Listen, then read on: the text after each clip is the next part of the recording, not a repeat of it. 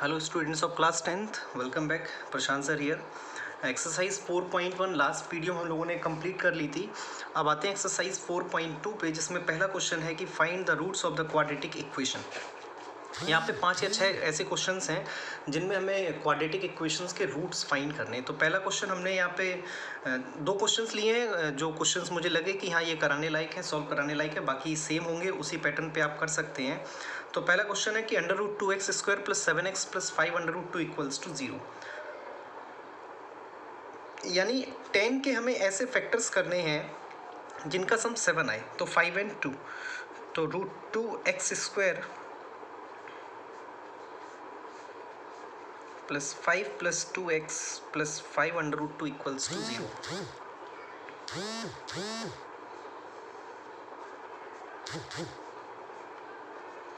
x का अंदर हमने मल्टीप्लाई कर दिया है, पेयर बना लिए हैं पहले दो और लास्ट दो में। यहाँ कुछ कॉमन अगर दिख रहा है तो केवल x है, तो यहाँ बचा √2x + 5। यहाँ पे आप √2 कॉमन ले सकते हैं, तो यहाँ बचा है √2x + 5। ऐसे क्वेश्चंस की खासियत होती है कि दोनों ब्रैकेट सेम आने चाहिए। तो यहाँ पे एक ब्रैकेट कॉमन आ गया है √2x + 5 और दूसरा निकल के आया x + √2 = 0। ये बेटा इसके फैक्टर्स आए हैं। अब मुझे चाहिए क्या है, इसके वैल्यूज़ चाहिए, रूट्स चाहिए, सॉल्यूशंस चाहिए, ज़ीरोस चाहिए। तो एक एक ब्रैकेट को 0 के बराबर रखेंगे तो एक वैल्यू x की आएगी -5/√2, एक वैल्यू x की आएगी -√2। इसी तरह ये दूसरा क्वेश्चन है जिसमें फैक्टराइज करना है 100x² - 20x + 1। तो 100 कैसे फैक्टर्स करने हैं जिसका सम 20 आ जाए, तो 10 10 100, 100x² - 10 + 10x + 1 = 0। 100x² - 10x - 10x + 1 = 0। पहले दो के पेयर और ये दो के पेयर मैंने बना लिए हैं। यहाँ पे 10x कॉमन है तो बचा है 10x - 1। यहाँ -1 कॉमन है तो यहाँ बचा है 10x - 1। तो 10x - 1 एक ब्रैकेट आ गया है, दूसरा ब्रैकेट भी 10x - 1 आया है। तो x की वैल्यू, पहली वैल्यू 1/10 है और दूसरी वैल्यू भी 1/10 आई है। तो इजी क्वेश्चंस हैं ये, हम लोग बहुत पहले से फैक्टराइजेशन करते आ रहे हैं, इसे मिडिल टर्म स्प्लिटिंग मेथड बोलते हैं। तो अब आते हैं कुछ वर्ड प्रॉब्लम्स हैं। तो find the two numbers whose sum is 27 and product is 182। ऐसे दो नंबर्स फाइंड करने हैं जिनका सम 27 हो। तो let the first number equal to x। तो सेकेंड नंबर क्या होगा? अब यहाँ पे सेकेंड नंबर आप सोचें तो वो मिलेगा 27 - x। अब कंडीशन क्या है कि whose sum is 27 and product is 182, यानी इन दोनों का प्रोडक्ट 182 है। x × 27 - x = 182। तो ज़रा इसे सिंप्लीफाई करिए। 27x - x² = 182। अब इसे रिड्यूस करना है हमें स्टैंडर्ड फॉर्म में, तो ये बनेगा x² - 27x + 182 = 0। 182 के ऐसे फैक्टर्स करिए कि उनका सम 27 आ जाए। तो 13 and 14।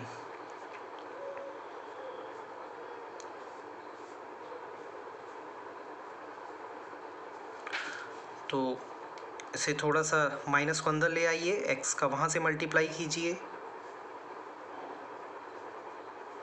पहले दो का पेयर बना लेते हैं, आखिरी दो का पेयर बना लेते हैं। तो यहाँ बचा है x - 13, यहाँ -14 कॉमन लिया, x - 13। तो हमारे पास दो ब्रैकेट आ गए हैं, x - 13 और x - 14। तो एक x की वैल्यू कितनी आई है? 13 और एक x की वैल्यू कितनी आई है? 14। यानी ऐसे वो दो नंबर्स हैं 13 और 14 जिनका सम करेंगे तो 27 आएगा, जिनका प्रोडक्ट करेंगे तो 182 मिलेगा आपको। अगले क्वेश्चन की तरफ आते हैं। तो कहा गया find two consecutive positive integers. दो कॉन्जिक्यूटिव पॉजिटिव इंटीजर्स। कॉन्जिक्यूटिव का मतलब मालूम है आपको? अगर मैं पहला कॉन्जिक्यूटिव इंटीजर x लेट कर रहा हूँ पॉजिटिव इंटीजर, तो दूसरा पॉजिटिव इंटीजर अपने आप क्या होगा? x + 1। कहा है सम ऑफ हुज स्क्वायर्स इज 365, जिनके स्क्वायर्स का सम, यानी स्क्वायर का सम कितना है? 365। 5 है। तो इसे एक्सपेंड कर लें आप, x square plus 1 plus 2x equals to 365। तो 2x square plus 2x minus 364 equals to 0। अभी यहाँ पे 2 कॉमन है तो 2 का डिवाइड कर देने दोनों तरफ, तो x square plus x minus factors मुझे फिर से मिल गए यहाँ पे 14 माइनस 13।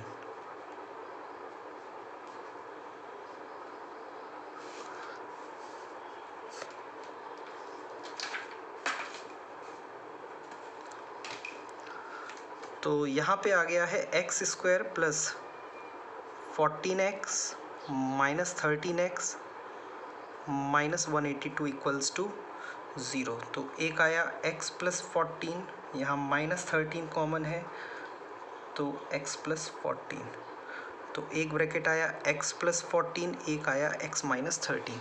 यानी यहाँ से x की दो वैल्यू मिल रही है, एक मिल रही है x इक्वल्स टू माइनस 14, एक x इक्वल्स टू 13। ये वैल्यू आंसर नहीं हो सकती क्योंकि नंबर कैसे थे, पॉजिटिव इंटीजर, तो ये नेगेटिव आ रहा है, यानी x की वैल्यू कितनी है 13। अब पहली वैल्यू 13 है, दूसरी वैल्यू कॉन्जिक्यूटिव होगी यानी 14, यानी वो नंबर से 13 और 14 जिनके स्क्वायर्स का सम करेंगे तो हमें कितना मिलेगा 365। अब अगला क्वेश्चन देखते हैं। तो अगले क्वेश्चन को जब हम पढ़ेंगे तो हमें अगले क्वेश्चन में दिया गया है कि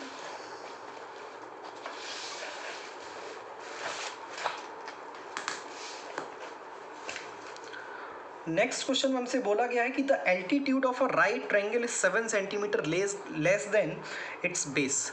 एक राइट एंगल ट्रायंगल है, हमने मान लिया राइट एंगल ट्रायंगल है हमारे पास ABC। इसका एल्टीट्यूड इसके बेस से 7 सेंटीमीटर कम है। कम कौन है, एल्टीट्यूड। किससे कम है, बेस से। कितना कम है, 7 सेंटीमीटर। बेस मालूम है आपको, नहीं, तो लेट कर लेते हैं बेस कितना है x, तो एल्टीट्यूड कितना आ गया x माइनस 7। और कहा गया है कि हाइपोटेनियस 13 सेंटीमीटर है। तो यहाँ पाइथागोरस थ्योरम लगा देते हैं।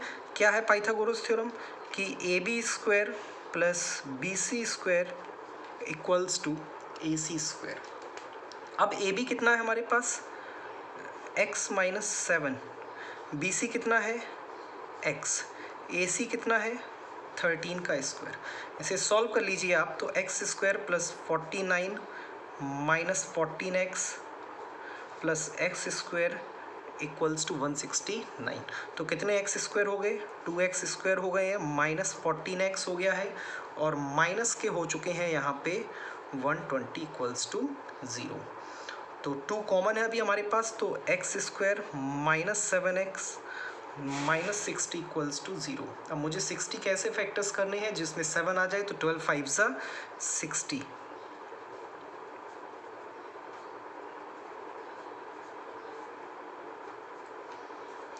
तो ये बना है एक्स स्क्वायर, पहले दो में x कॉमन है, यहाँ पे 5 कॉमन है,